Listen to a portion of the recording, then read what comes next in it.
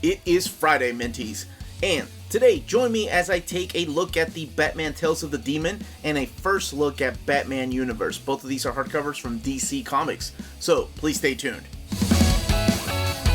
Let's get started. The first book we're going to look at is the Batman Universe hardcover. This one comes out on March 18th at comic book stores and places like cheapgraphicnovels.com.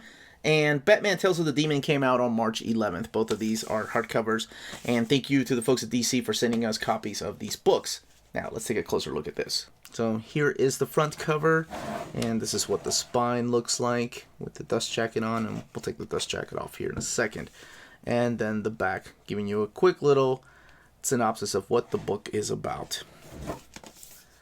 Let's get the dust jacket off. So under the jacket, you get this image from Nick Darrington, who is the artist on the book. Actually, he drew every page in here. So the book is written by Brian Michael Bendis. It is a standard size hardcover, meaning that it is the same size as the trade paperback as far as the pages are concerned. The paper quality is this glossy paper, and the book retails for $29.99. So it is written by Brian Michael Bendis, drawn by Nick Darrington, and the colors are done by Dave Stewart. Probably the hardest working colorist in comic books these days. 172 pages and retails for $24.99. Now, let's talk a little bit about what the premise of the book is. The premise of the book is the Riddler is stealing this egg, and this egg holds this weird, unnatural, unearthly power. And Batman's after him, and there's time travel elements here. Batman goes to Gorilla City, obviously Thanagar, and I'm not going to spoil every bit of it, but there are some nice little cameos here from DC characters. Because, like I said, there are aspects of time travel. And the person that wants the egg, the person that hired the Riddler to go and get the egg, is Vandal Savage. Why he wants the egg and how Batman gets it back to the museum, of course, is all up to you to find out. These stories originally came out in those Batman 100-page giant-size books that were exclusive to Walmart. So this was the very first exclusive story. A lot of those were just reprints of Batman stories, but these were exclusive to the Batman Walmart issues. So that was the only way to read them. I think they also put them online, too. But now this is the whole collection for the very first time. Now, this is the very first time that Bendis has written Batman. He's been writing Superman, of course, recently. And Nick Darrington is right off of the pages of Doom Patrol. He'd been working with Gerard Way on the new Doom Patrol book. Let's look in the very back here for extras. Okay, so in the very back here we have the Batman Universe cover gallery, all done by Nick Darrington. There's got to be variant covers here by some other folk, though. I'm sure. Maybe. Maybe I'm wrong.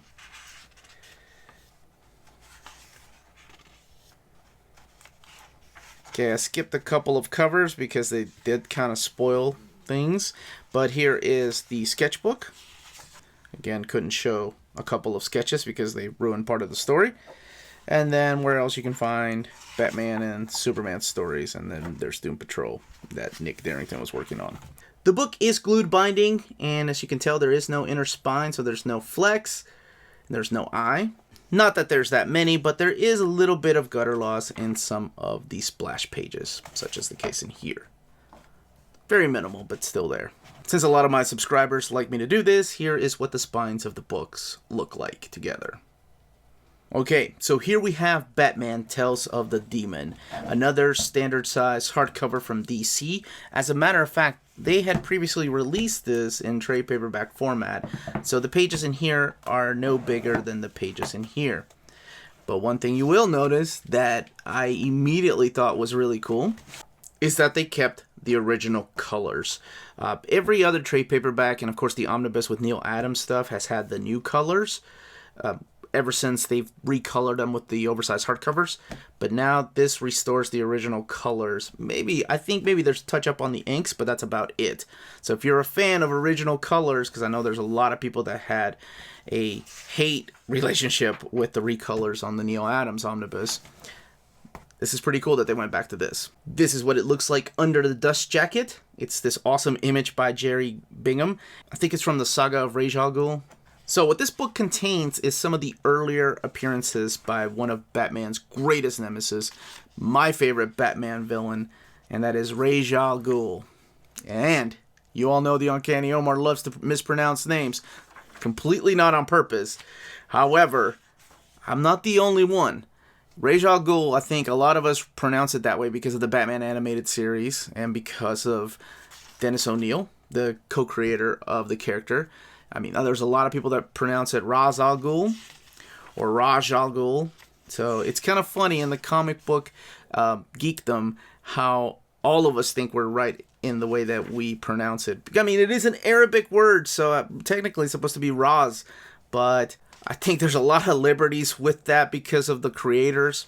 So he was originally created by Dennis O'Neil, Neil Adams, and Julius Schwartz, a combination of the editor, the writer, and the artist. So it was kind of like the Sherlock Holmes and Professor Moriarty answer to Batman. So Batman, of course, being Sherlock, he needed a character like Professor Moriarty. And here is some of this wonderful artwork by Neil Adams, and I'll show off a little bit more here in a minute because he's also joined by other artists in here, such as Irv Novick and Bob Brown, Michael Golden, and a lot of the inks, if not all of them, are done by Dick Giordano. Not only does this book contain the first appearance of Ra's al Ghul, but it has his daughter Talia, Ubu, which is the big strong guy that he always has with him, that has him always fight Batman, or as he likes to call him, Detective.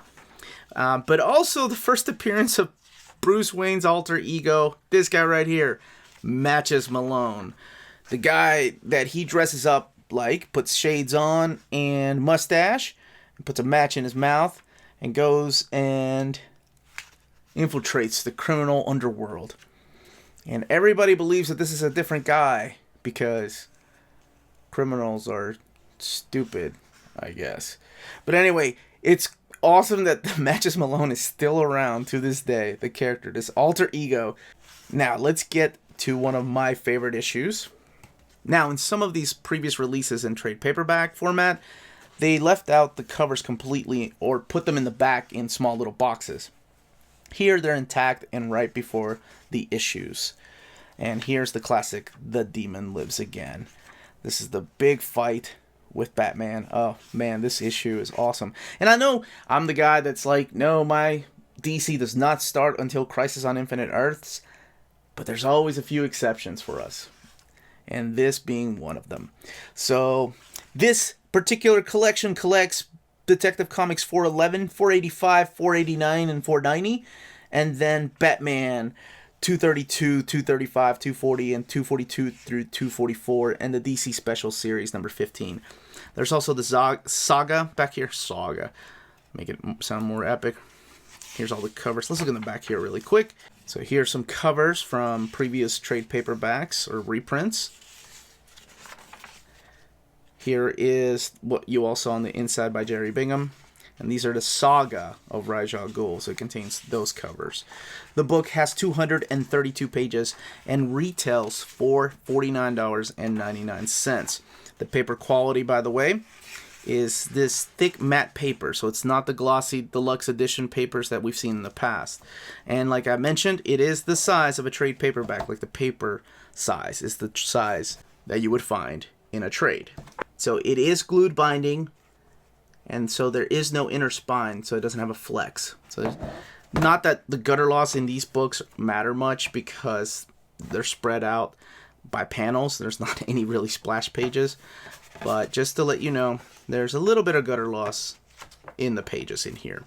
Now, if you're interested in purchasing any of these books, check out our sponsor, CheapGraphicNovels.com, your online home for brand new graphic novels and collected editions up to 50% off the cover price. Cheap Graphic Novels prides itself on packaging your books so they arrive safely and in excellent condition, as well as prompt and helpful service. And check out their bargain bin for even greater deals up to 90% off cover price. And for you minties, Cheap Graphic Novels is running a special promotion. If you're a first-time customer, let them know you were referred by Near Mint Condition at the checkout, and you'll receive a credit for free shipping on your next order. Now, this is only for U.S. customers. Cheap Graphic Novels, your source for the hottest books with the kind of deep discounts, quality shipping, and customer service that will keep you coming back for more. And that was the content of each of these books, the page count, and the build. Please let me know in the comments down below if you're picking any of these up, if you're upgrading your trade paperback, if you like the original colors of the Tales of the Demon, if you haven't read any of Bendis's Batman universe. I'd like to know all those comments down below. Don't forget that Batman Universe comes out on March 18th and Batman Tales of the Demon already came out on March 11th. Please don't forget to hit that like, subscribe button, and ring that bell for notifications when our videos are going live. And remember, if it's classy and cool, it must be near mint.